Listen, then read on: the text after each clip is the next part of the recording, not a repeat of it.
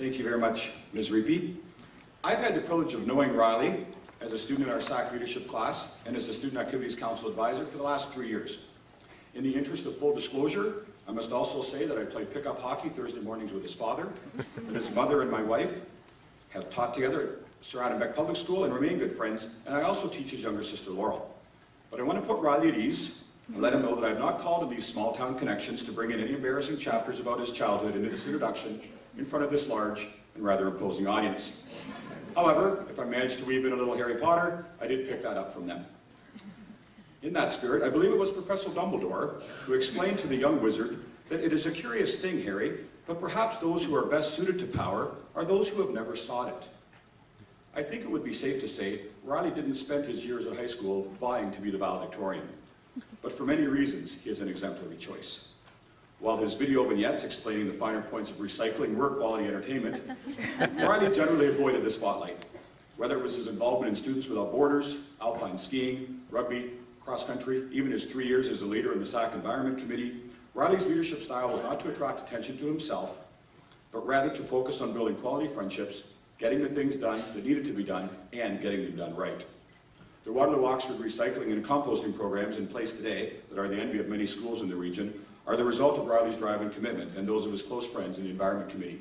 We've already seen Riley recognized for his selfless leadership and his environmental leadership contributions tonight here on this stage.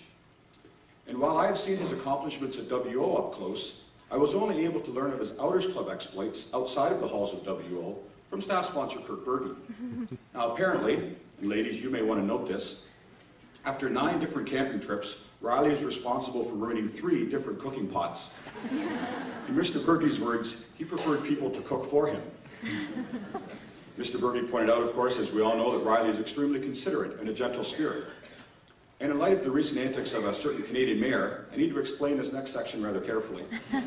Riley's favorite Outers Club memory, according to Mr. Berge, was doing crack in Killarney Park. Check that. Riley's favorite Outers Club memory was doing the crack in Killarney Park.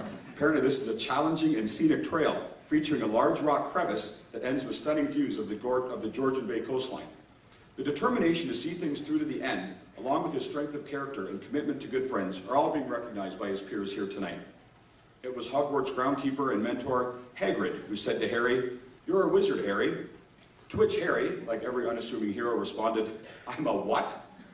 Well, Riley Mills, tonight, and for the recorded history of Waterloo-Oxford District Secondary School, you are the valedictorian of the class of 2013. Ladies and gentlemen, please join me in welcoming Riley to the Avon Theatre stage tonight.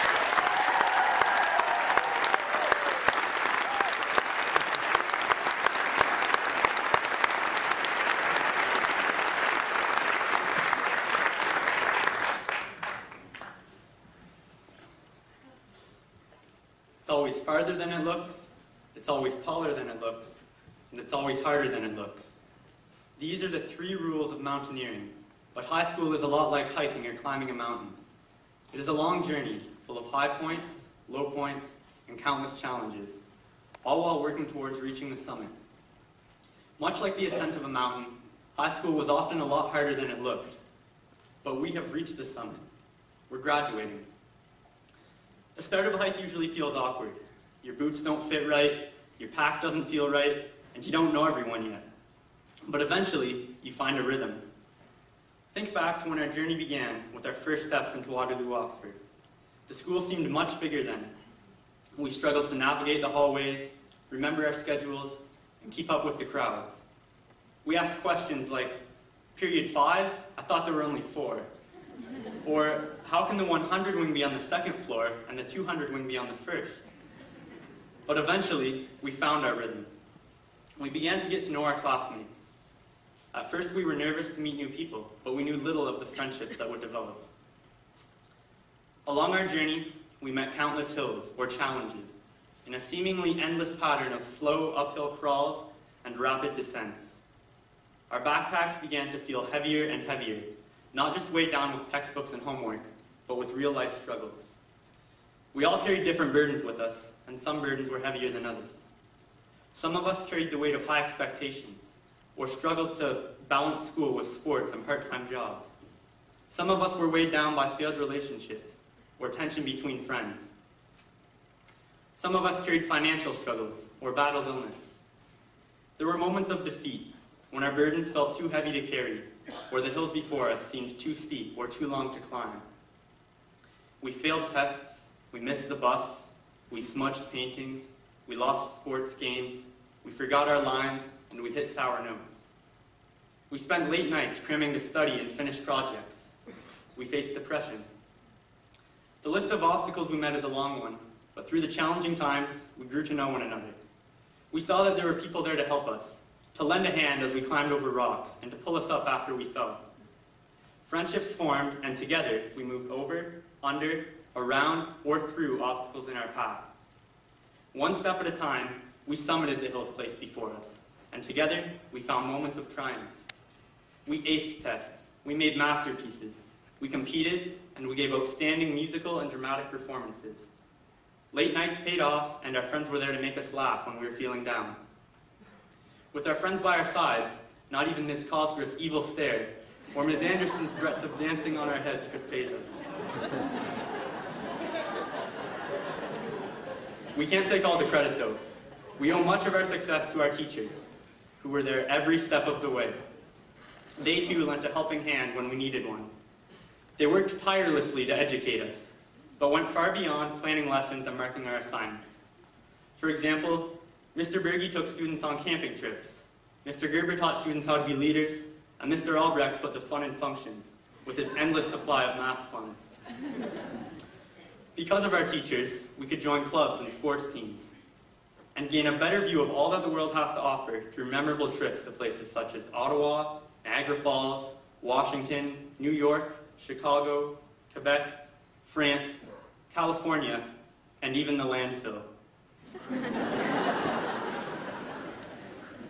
We also owe thanks to our guidance counselors, our friendly office and custodial staff, and our hall monitors, Ms. Finney and Ms. Eby.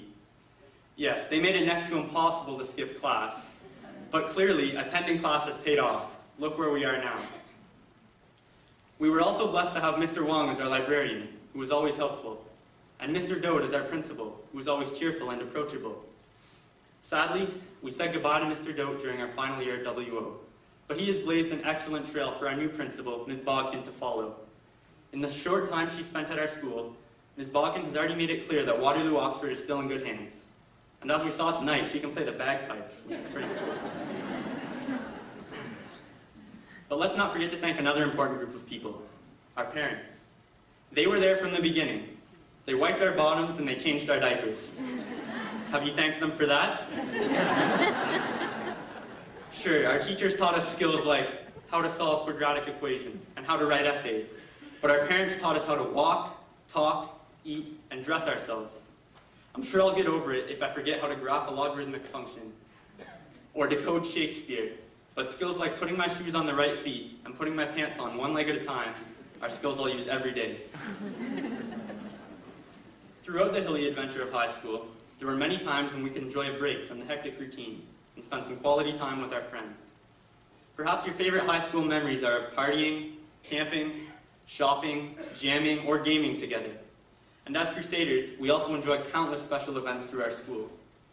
There was Crazy Crusader Kickoff, outdoor movie night, dances, seniors feast, music-a-thon, athletic banquet, barnyard bash, and even square dancing. Because yes, we are a hick school, but we're proud of it. The biggest event of all, though, was Relay for Life.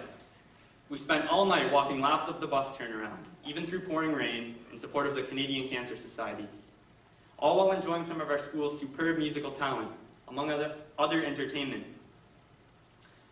The final year of our journey brought with it more challenging courses and the stresses of deciding what to do after high school. But for many of us, the toughest challenge was accepting the fact that we would soon be parting ways. Parting ways with the classmates and close friends whom we had grown to know and love. At prom, we enjoyed a dinner, a dance, and even a photo booth together before saying goodbye. Tonight, many of us are reunited. We have finally reached the summit of our journey. At last, we are graduating from high school. From the summit, we can see how far we've come. All the hills we climbed along the way have brought us here. But we can also see far beyond where we've already been and see that much more remains to be conquered. In the words of Nelson Mandela, After climbing a great hill, one only finds that there are many more hills to climb. Throughout our lives, we will face even steeper hills, greater challenges, but we will climb to greater heights as a result. Now that we have reached this summit, we can pursue new goals. We can use what we have learned from high school to climb many more mountains, each one farther, taller, or harder to climb than the last. Thank you.